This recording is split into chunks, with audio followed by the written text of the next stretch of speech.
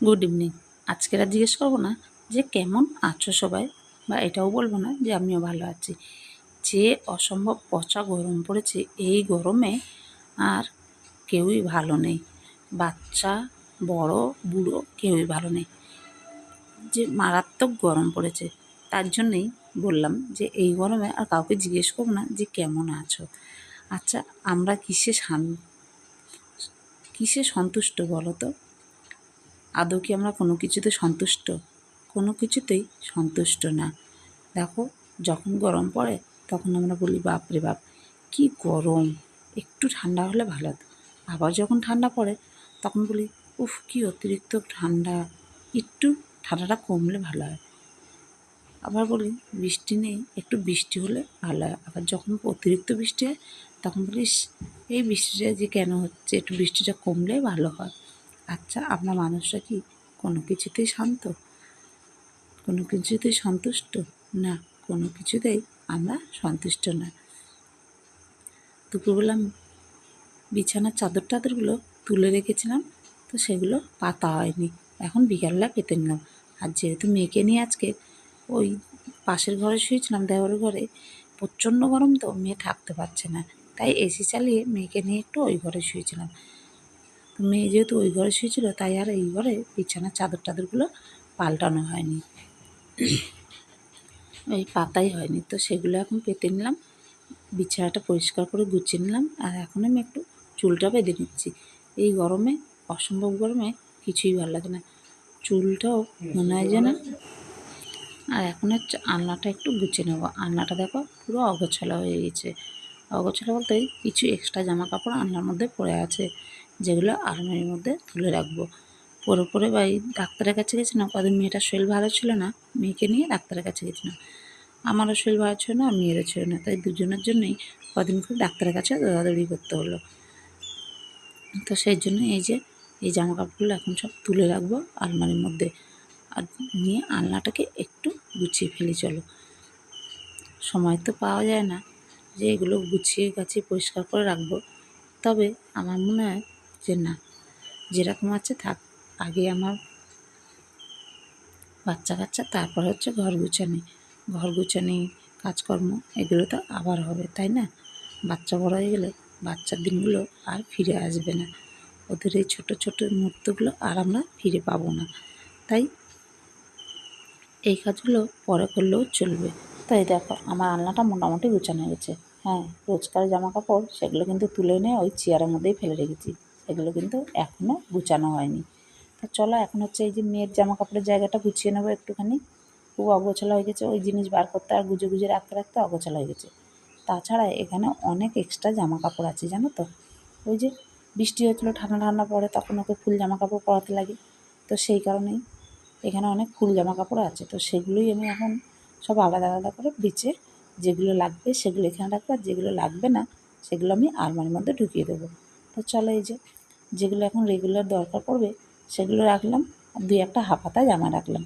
তাছাড়া সব ওই ফিতেওয়ালা হাত কাটা জামাগুলো রাখলাম এখানে। ফুল জামা কাপড়গুলো সব গুছিয়ে আলমারির মধ্যে তুলে দেবো।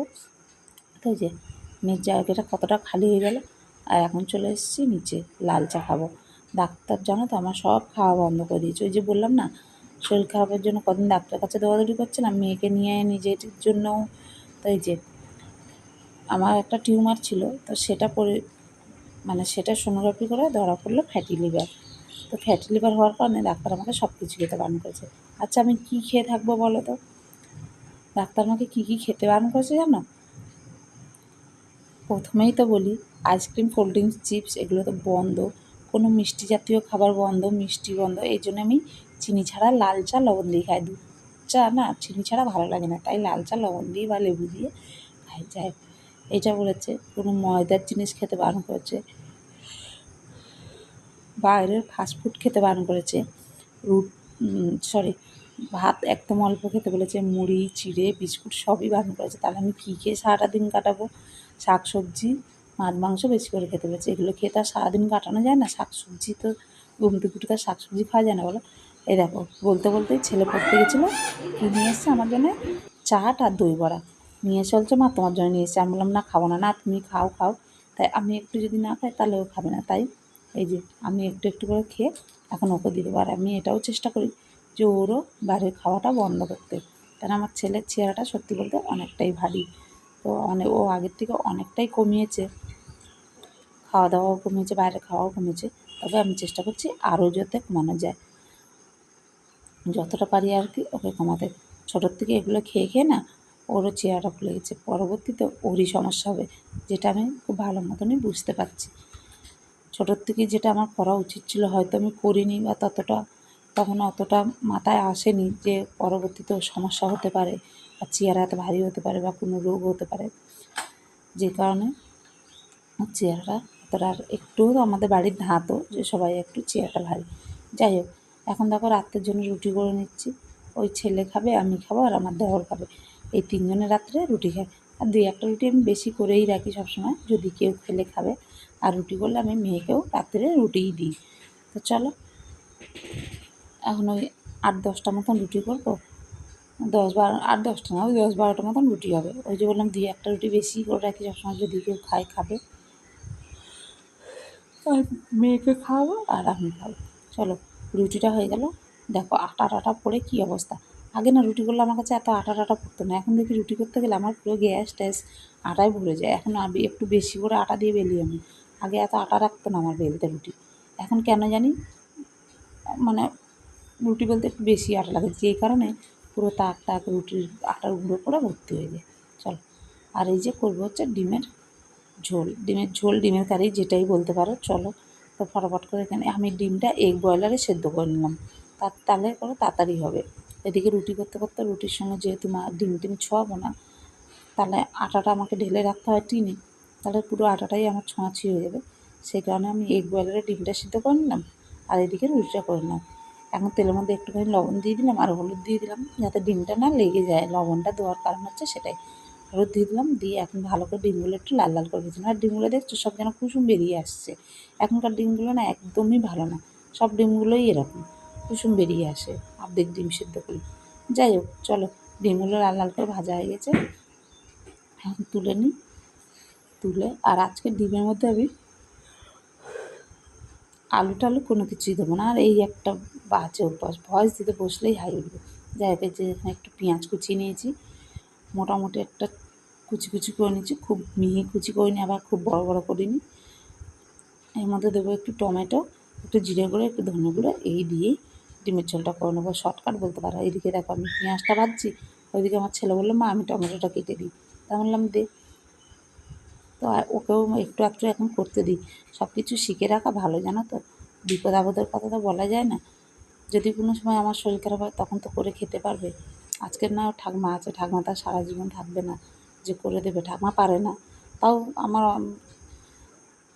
কিছু হলে ঠাকমা ভাত একটা তরকারিতে করে দিতে পারে, কিন্তু পরবর্তীতে সেটাও হবে না, না।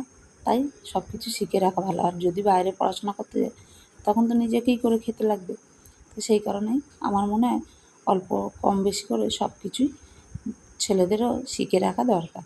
তো চলো, এখানে আমার ডিমটা একদম কষানো হয়ে গেছে, এখন আমি জল দিয়ে পরিমাণ মতন জল দিয়ে বসিয়ে দিই। যেহেতু আলু টালু কিছু নেই, খুব বেশি জল দেবো না, একটু ফুটে গেলেই কিন্তু আমার ডিমের ঝোলটা একদম রেডি হয়ে যাবে। তাড়াহুড়ো করে কী করবো, মাথায় হলো ডিমের ঝোলই করবো। আর ডিমটা আমাদের একটু বেশিই খাওয়া হয়। এখন টাইম হলো রাত্রি 9:30।